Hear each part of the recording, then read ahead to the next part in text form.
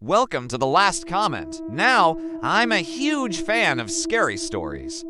The sort of stories that leave you questioning reality, that make you question what lurks in the shadows.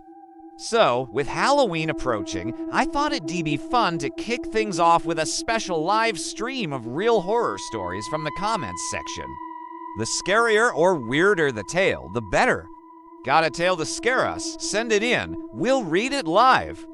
That was the caption I posted at 8 p.m. I figured we'd get a few dozen stories, maybe a few hundred viewers. You know how YouTube is, right? But I had no idea what was in store. By 9 o'clock, the chat was buzzing. Hundreds of viewers, dozens of stories. Most were pretty standard stuff. Haunted houses, bloody meat cleavers, old graveyards. There were a few original tales, some genuinely creepy entries, like the story about the hitchhiker who turned out to be a headless corpse.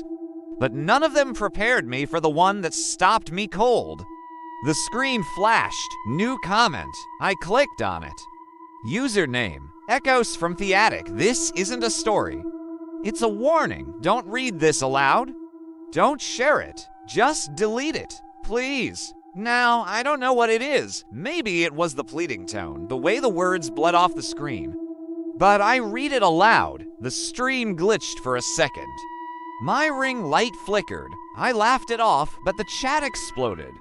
Did you hear that whisper? Bro, your mic picked up something weird. Replay that someone said your name. I rewound the clip, and sure enough, right after I read the comment, there was a faint voice, raspy, broken, saying, "You shouldn't have." I froze.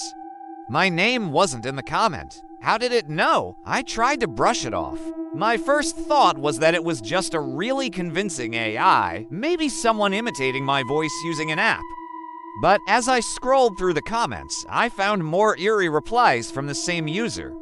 "It's too late now. One read. Whatever it was, it's here," another said. Was this some kind of sick joke? A prank by a deranged fan? I kept going. The next story was about a haunted mirror. I read it, and the mirror behind me, which was just a prop, cracked. Live on camera. The chat went wild. This is scripted, right? Tell me this is fake. Your nose is bleeding. I touched my face. Blood. Just a trickle, but the comments kept coming. Told you it would find you, one said. It always finds a way in, another replied. I felt a chill crawl up my spine. I decided to call it a night. I ended the stream early, blaming tech issues, even though the real reason was the growing dread in my stomach, but the comments didn't stop. I checked my phone, same account, same ominous warnings. It was like Echoes from the Attic was everywhere at once. I deleted the thread, blocked the account, uninstalled the app, changed my IP address, even deleted my entire channel history. But as I sat there in the dark, staring at my computer screen, I couldn't shake the feeling that something was off. Something was watching me. It was then that I heard it, a whisper in the darkness. Barely audible, yet it seemed to echo around me, chilling me to the bone. The same raspy voice from the live stream, the same voice that warned me not to read those comments. It was in my house. I've never been so scared in my life.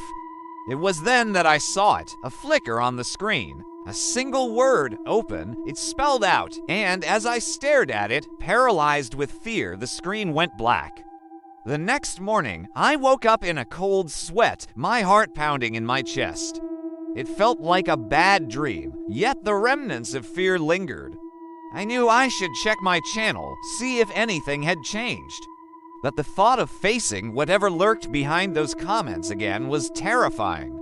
As the day wore on, the memory of the previous night's events receded, replaced by the humdrum of daily life. Yet the specter of the comments still loomed in my mind. I told myself it was just a glitch, a cruel trick of the light. But deep down, I knew there was something more, something sinister lurking beneath the surface. Then, just as I began to relax, just as I convinced myself it was all in my head, it happened again. A notification on my phone, a new comment on my channel. Same username, Same ominous tone? You didn't think you could hide, did you? It read, fear shot through me. I hadn't seen that comment. How long had it been there? I raced to my computer, desperate to check, only to find the comment was gone. Had I imagined it? Was I losing my mind? Then I saw it again, this time on my fridge's touchscreen. You can't escape now. It hissed. I stared at it, frozen with fear.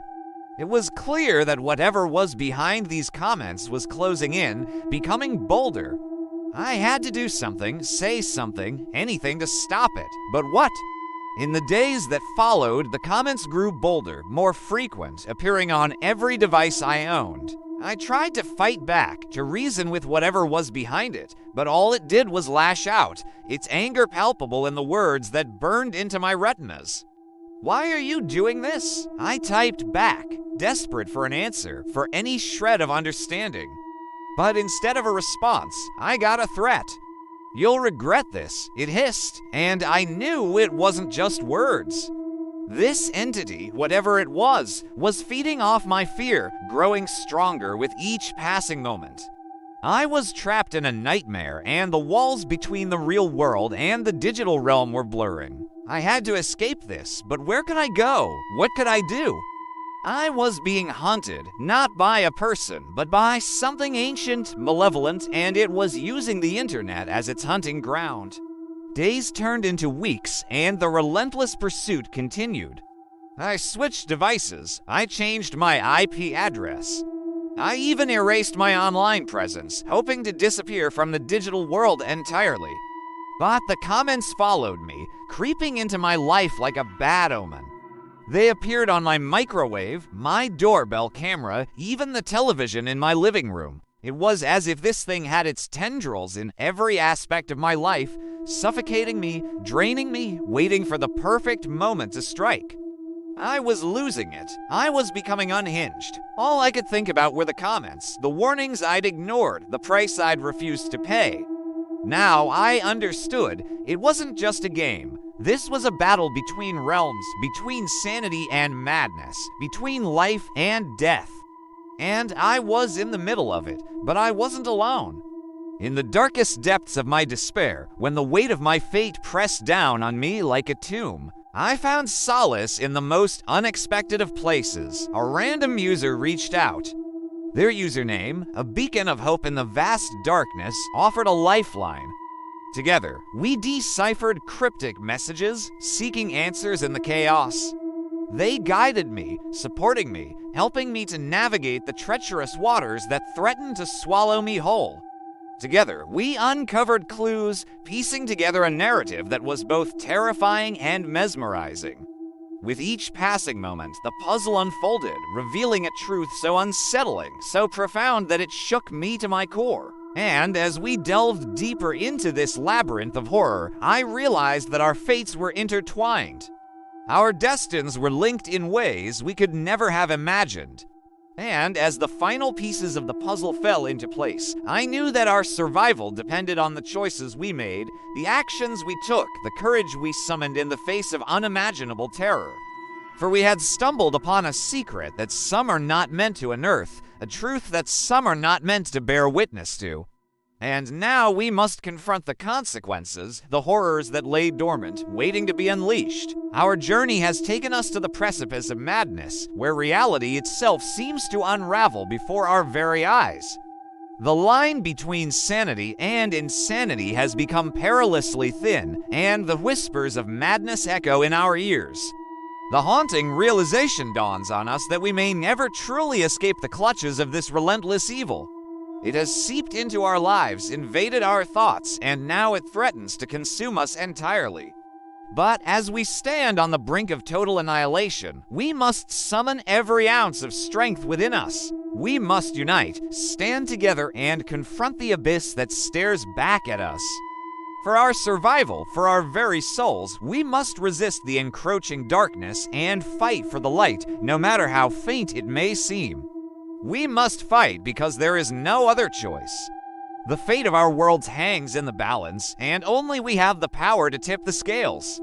Will we succumb to the whispers of madness, or will we rise above and claim our freedom? The choice is ours, and the time to decide is now.